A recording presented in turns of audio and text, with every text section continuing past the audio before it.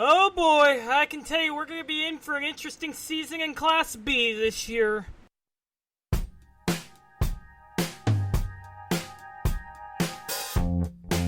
The Hunter.sheppard podcast. Bringing you the lowdown on everything OK Preps since 2017. And now here's the man of the hour. What is going on, my fellow listeners? It is your boy Hunter coming back at you with another installment of the podcast. After some time away, decided to just reboot the whole podcast in general. But I am back right here. I'm your host, Hunter. I think Class B is going to be very interesting to see this year, Shepherd. And as you've seen me say in the bumper, I believe Class B this year is probably going to be definitely intriguing to see how it plays out. Both the girls' side and the boys' side. So we will be breaking down Class B in this week's episode. I will do Class A in another episode. So let's get right into this. So I've been taking a few notes from my observations and people I've talked to around the boards and the communities and whatnot. So right now, as far as girls go, I do believe Lomega is going to be the favorite again. Now they've won 2 in a row. I believe they got a chance to three-peat here. Now, they did lose Addie Wilson and Emma Duffy, but think about this. They bring back a whole group of underclassmen that can flat out play. Now, they do return both girls that got state tournament MVPs the last 2 years, which was Darcy Roberts and Hensley Eaton. Both were sophomores. Can't remember which year which one won it, but I'm pretty sure. I'm sure someone in the comments can quote me on that. And then you return your post player in Sydney Walker, and then you bring back your guard and Abby Swart, and she can shoot the fire out of the three. Because I covered Lomega several times this year. That girl can play. She'll be a sophomore this year, I believe. So, as far as I see, I think they're going to be number one no matter what. Although I've got some people saying number one until someone proves otherwise. You don't want to underestimate the coaching powers of Kevin Llewellyn either. The man can flat out coach. So, obviously they're going to have their backcourt loaded, because their backcourt, of course, Hensley Eaton and Abby Swart, both of them can shoot.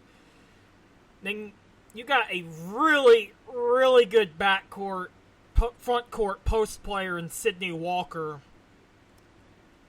It's like, if she gets going in the post, she's hard to stop. I think one game I seen, she had close to 20, but I don't remember what game it was. Gonna have to defer to one of my Lomega listeners on that one. So, of course, they got Darcy Roberts, who's a good hybrid combo forward type player. Really good drive and kick, can shoot. Very good defender. But yeah, I'd say she's between. When I say hybrid guard forward, think of more like a wing player. She's also a good wing defender as well. Lukiba and Hammond, I know Lukiba lost a couple All-Stagers, but I do expect them to be back in the title hunt. Someone on the boards mentioned they had a 5'10" freshman this last year. I don't remember which one that was, but because it's been a while since I've seen them play, but I do seem to remember a 5'10" player when I watched them play at the state tournament this last season. Hammond, I think they only had one senior, I think. Actually, they had 2 seniors. They have everyone else back, and Hammond, like Lomega, they have the tradition. So Hammond's another team I do expect to see in the conversation as well. Varnum, I know they lost 2 seniors, which was Isabel Davis and Grace Linga. I believe Grace Linga was an All-Stater.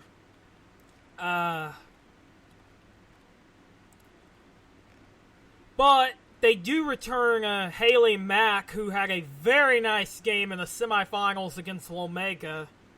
If I remember right, she was the one that hit the free throws against Forgan in the quarterfinals, if I remember right.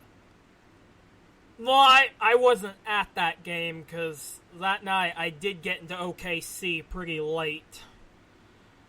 So they'll have 4 back with good experience, and of course they've advanced to the semifinals or beyond the last 5 years. Okay, yeah, I couldn't remember the year they won the title there for a sec, but that was 2019, because that was Varnum and Hammond in the finals that year.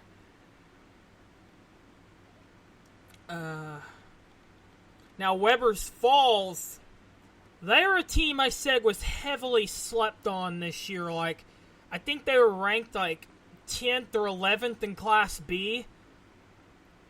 I know a lot of people on the boards made the argument for them to be top 5, which I thought they were a top 5 team. I mean, they got top 3 potential this year because they didn't lose no seniors. They have everyone back, including Samantha Shanks, who is their point guard, who I think could make a valid argument for All-State this upcoming season. Then, of course, they are coached by the Hall of Famer Jerry Ward, which that is another coach you do not want to underestimate either. You know, he did coach that Lady Warriors dynasty back in the 1980s and 1990s. And this was also during 6-on-6 era as well. So, very much keep that in mind. I do think this is the year they could definitely contend for a title. I'll obviously have a chance to watch them this year because my team plays them. I do. And I'm usually always on the call for when that little rivalry game happens. Pittsburgh, I think, is a year that'll definitely get over the hump. Now, the last couple seasons made it to the area finals, lost in the area consolation final, but I think this is the year they finally get over the hump. They got most everyone back, and I believe Jim Jensen took the girls over. So there's another proven Hall of Fame coach right there. He was also the boys coach, but he took girls over after the previous coach left. So I expect to see the Lady Panthers of Pittsburgh back in the mix this year. Although where they end up for playoffs, that'll be a question mark, because they went Northeast one year, they went Southeast one year. Like Class 2A, Class B is very widespread. So, actually, wait, going back up my notes. Now, one team I would not rule out at all that was very much slept on last year was Arnett girls. Now, the last couple years they were underranked. I think this year they're a valid argument for top 5. Now, you got some people that's going to argue whether Arnett or Weber should be top 3. It's going to be a very close argument on that one, but both teams have title aspirations. Now, the Bayless-Santana combo for Arnett, I would watch that backcourt combo closely. And I will say this, Brooklyn Bayless will probably be a name you hear all season long. They're one of the best guards in the state. Top 5 guard at that. I know, according to someone I talked to, she dropped 42 points in the area tournament against Beaver this last season, and you know you're good when you're dropping 40 a game. So that's why I say I believe Brooklyn Bayless is going to be a name you hear a lot of this year. So that is definitely a name to watch going forward into the preseason and whatnot. Now, as far as title favorites, I think Lomega's the top favorite, but I would put Weber's Falls and Arnett at a close second, and then Lukiba, Sickles, and Hammond at a close third. So the second and third spot for title favorites, it's going to be a tight battle. But like I said, Lomega, even though they lost two of their leading scorers, they still have four of their underclassmen scorers back. Two of them, like I said, got state tournament MVP, which was Hensley Eaton and Darcy Roberts. So, getting to Class B boys, which I've actually done a little bit more progress on the last couple days. As far as the boys go, Tyrone will be another team I expect to see in the title mix. They only lost one senior, and let's see. I gotta scroll down here. So I know they returned the Hernandez kid back. He was the 6'6" post player. I know if he gets it going down low, he's hard to stop. I seen this when they played Roth in the first round. They took Roth down to the wire. And I know, I'm not really sure what much else they have, because I hadn't really seen much on them, because I don't really know much on that region in general, aside from the people I talk to on the boards. But Tyrone, I believe, will be a team that will be back in the title conversation, and I believe they get past the first round this year. Now, Mountain View. I think Mountain View might actually have an argument to be the title favorite, because they only lost two seniors, and they had a dang good group of athletes last year. Now, I didn't get to catch the game they played in, which I believe they played Varnum in the first round, but from what I've seen on them, that group can play. And I tell you, one interesting tournament I think will be good to watch them in, the Caddo County tournament, because that is by far one of the best tournaments in western Oklahoma. Because you know, you got two powerhouse teams in Fort Cobb, Broxton, and Cyril. It'll be interesting to see how they match up against them, which I think it'll be a close competition. But from what somebody said on the boards, they believe that Mountain View will be in the title mix. And he says he knows this from several knowledgeable people that have seen them and said that they are legit and have a shot to win it all. Getting to my other teams, Fort Cobb, I'm told, will be Class B. At least I seen that in my Twitter feed the other day, and I'm thinking I know they'll be in the title conversation because, well, yes, you lost an All-Stater in Tyson Eastwood along with three other seniors, but you have a lot of underclassmen coming back. And we know Scott Hines, the coach, you do not count out. Because, I mean, we've seen Scott Hines get to, I believe, 5 consecutive state championships, 1 in Class B and then 4 in Class A, winning 4 in a row and 1 state runner-up finish in 2019. So, I believe, so there will be 2 teams out west that will have a high shot at getting to the championship.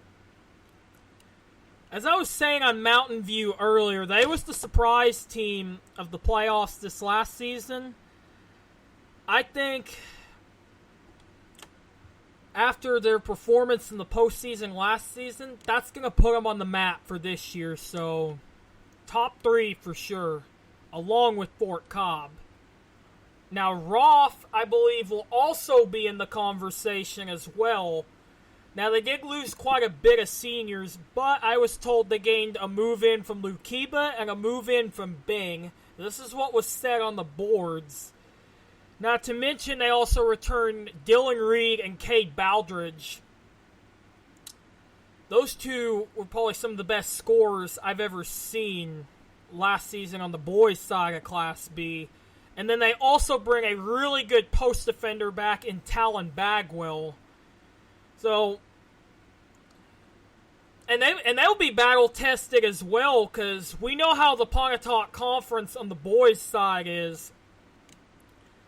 I mean, yeah, you see teams like Mountain View and Fort Cobb, they consistently play a tough schedule. Like I said, and I'm sure some of my Pontotoc Conference people are listening. That conference is a battleground on the boys' side, because I remember this year, Roth was the favorite, but I know Vanos and someone else took them down to the wire at one point. So yeah, that conference on the boys' side, it's competitive, to say the least. Now, as for my two dark horses for the boys' side, Glencoe, I think, will be a dark horse, because, and here's the thing, no one's talking about them right now.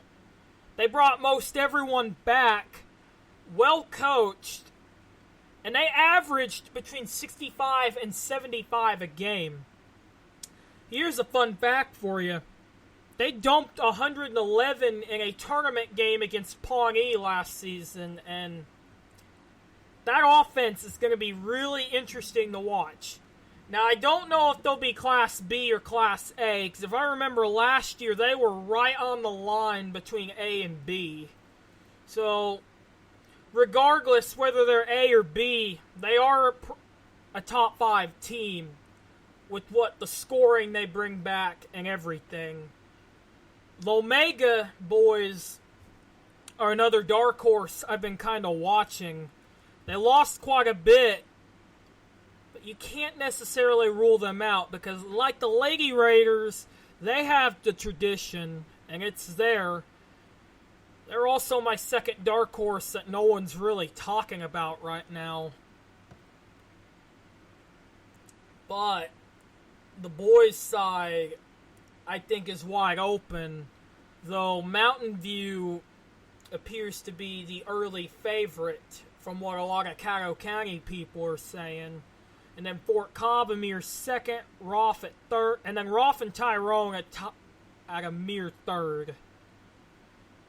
But it'll be interesting to see how it all plays out once we go into the preseason around October. Wait, but before I forget, there was one more team on the girls' side I forgot to mention, and that is Whitesboro. Now, granted, they did lose one of their best guards and their post player, but I watched them in a scrimmage last week.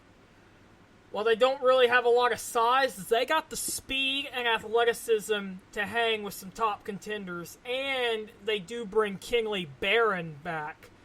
Now, I will say this. She was one of the best combo guards I seen last season, and Whitesboro should have been a state contender, but they did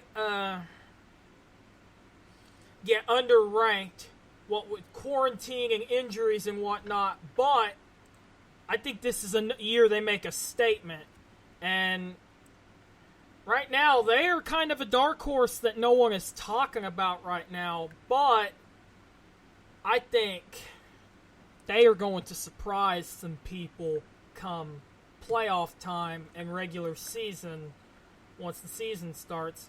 But that's going to do it. Now that's going to do it for this episode. Do not forget to like and subscribe.